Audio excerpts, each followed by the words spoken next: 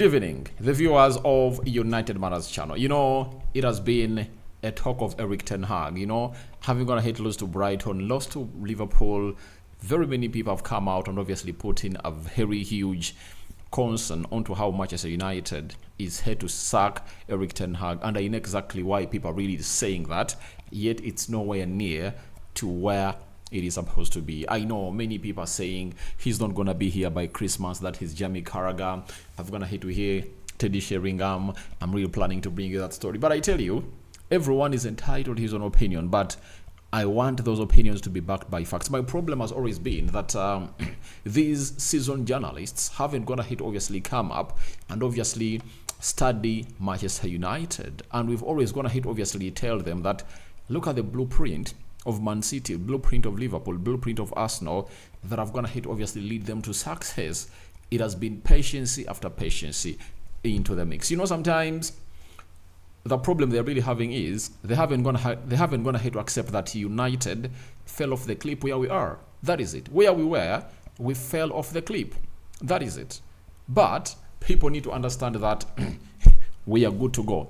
And as a club of Manchester United, we are really having a lot of things to obviously put up and obviously take this to the next level. Smash like button, comment and share. If you're totally watching us for the very first time, endeavor to subscribe to this channel so as not miss out on stories that we do upload in here on a daily. In this video, we are talking Rasmus Højlund, we are talking Lenny Yoro, to say to it that everything really moves on as planned. We thank God for the gift of life, the Muslims, Barakallahu Fikum, and continue to subscribe to this channel because we want to hit 20,000 subscribers before the end of this month. And guys, lower right bottom corner is the place to be. Smash the black button that has the word subscribe.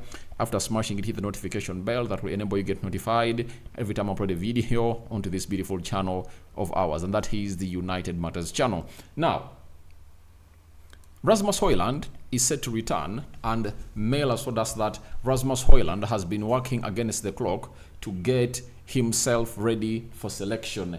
That is Rasmus Højlund for you. So, if you know Rasmus Højlund, he has been really injured. You remember, no sooner had he returned from the break, the holidays, he found himself in a situation of obviously not being into the game for even 45 minutes because he injured himself after scoring immediately, I think, against Arsenal. You get? And what happened? What happened was simple. He found himself get injured, and ever since then he has not gone ahead to kick a ball for the club of Manchester United. You understand? And he's really here to see to it that he really gets back. Towards the game of Liverpool, we went ahead to see to it that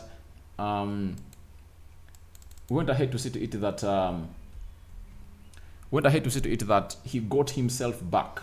He got himself back into the training sessions for the club of Manchester United, and he really showed signs that maybe after the international break he's really going to be back. And guess who went ahead to confirm that? It has been the manager, that is Erik Ten Hag, who came out and told us that Rasmus Højlund is really going to be available for the club of Manchester United as we are playing against Southampton. Is going to be readily available, and that was really news, all music to that was really music to ears of very many United fans, because that if you were to ask us, if you were to ask Bruno Fernandes, who is that center forward that they're so much used to his style of play, I think everyone is really going to tell you Rasmus Højlund. They can read all his runs like a book, and for the previous season they played together, I think that chemistry went ahead obviously build up, and things really went on to go the right way into the making. So that is Rasmus Højlund for you, and he's ready to come back and really save the job of Erik Ten Hag. And he's that kind of guy who is really going to come in through and obviously show us that he can really score goals, because last season he ended the season on a high as far as the Premier League is concerned. We all know to it that he went ahead to score in the last two games of the season. You remember? In the last two games of the season, he scored against Newcastle, he scored against Brighton.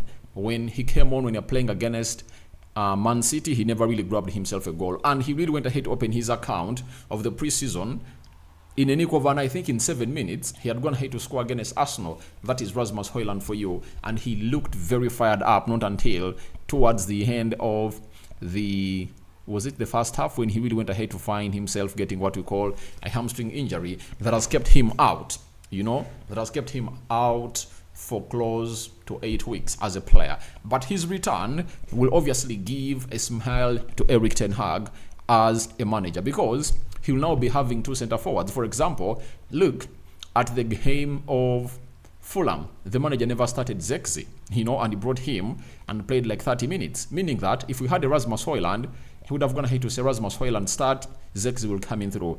Even in the game that we played against Brighton, you remember that for the first 45 minutes, we never played with the center forward, and I was like, what is Erik ten Hag doing? And I went ahead to fault him for that.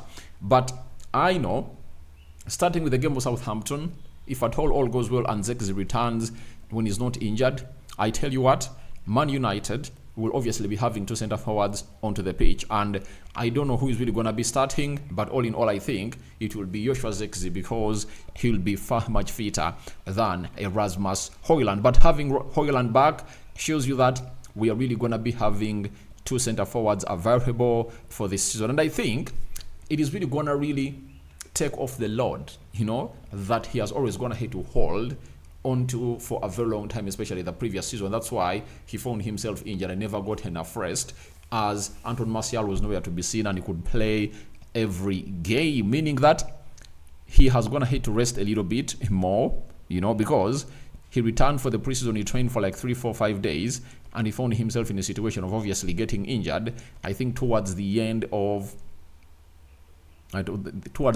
July, and has been out for the entire month of August. Those are 4 weeks, and if I told you add on the 2 weeks, that the 2 weeks of September, obviously he's going to be resting. He would have gone ahead to rest for like 6, 7 weeks. That is really great for him, and I think he's going to be fired in as we obviously prepare to play against the teams that we are really going to be playing next. So Rasmus Højlund is like, I want to come in through to save Ten Hag's job, and we not eat that. United is not going to concede as it used to concede last season. When you look at how Manchester United has come up and obviously reduced on the number of shots that we used to concede last season towards our goal, I think you can well understand that we are averaging, like, when you're playing against big teams, it's like 7, 8. You understand? These small teams, it's like 6, 5, But last season, United could really concede close to 20 shots towards our goal. That was really very ridiculous, and I tell you, it never really made any sense for me as a fan of Manchester United. So I think if we can get in a goal scorer, especially Rasmus Højlund, why am I fronting him a lot? Because he's that striker that played with these players of Manchester United for the entirety of last season, and they know him very well. Bruno now knows him very well. Remember the last 2 goals he scored, all those assists were courtesy of Bruno Fernandes, meaning that this season, Bruno is really going to release him a lot because he knows him very well and he reads his run like a book. But for Joshua Zexi, he'll need to obviously get into the chemistry of these other players, the Garnachos, the Amads of this world. But for Rasmus Højlund, they know him very well. That's why for me, on any day, I'm gonna start Rasmus Højlund ahead of any other player. I'm gonna really go for Rasmus Højlund because I know exactly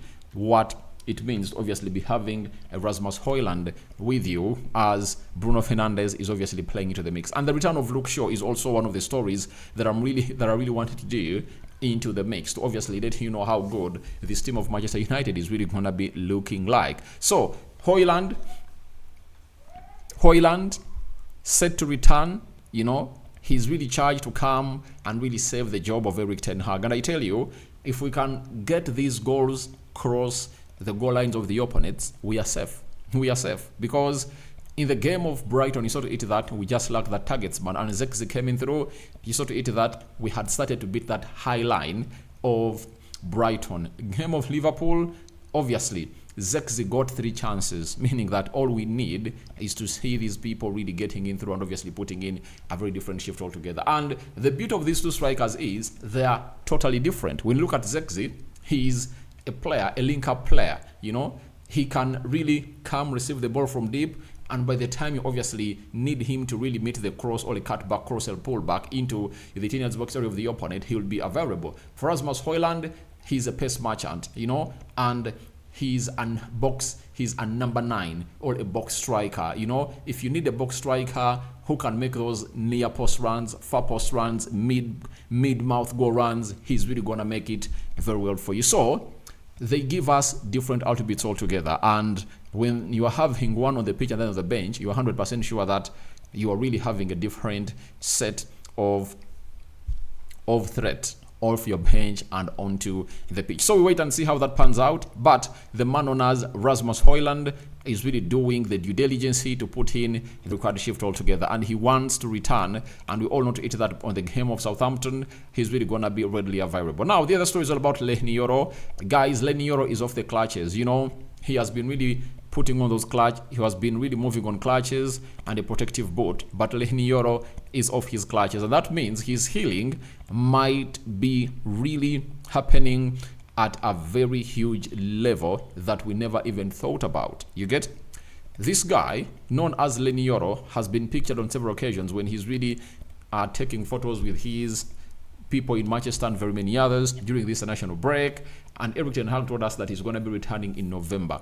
But when you look at how everything is really happening in his life and how the boy is really healing, it might not even take that long to see to it that he puts in the required shift altogether to put in all to add up and really put in the required basics of the game. So that is Lenny Yoro for you, and I really love everything that Lenny Yoro is really doing into the mix. So for Lenny Yoro, he's gonna come back to face huge competition from Matthias de Ligt and Lisandro Martinez. That is it. Harry Maguire, for me, I don't count him because I know to it that the moment Lenny Yoro comes in through, this guy is really gonna be like a fifth fiddle, because Lisandro Martinez, Lenny Yoro,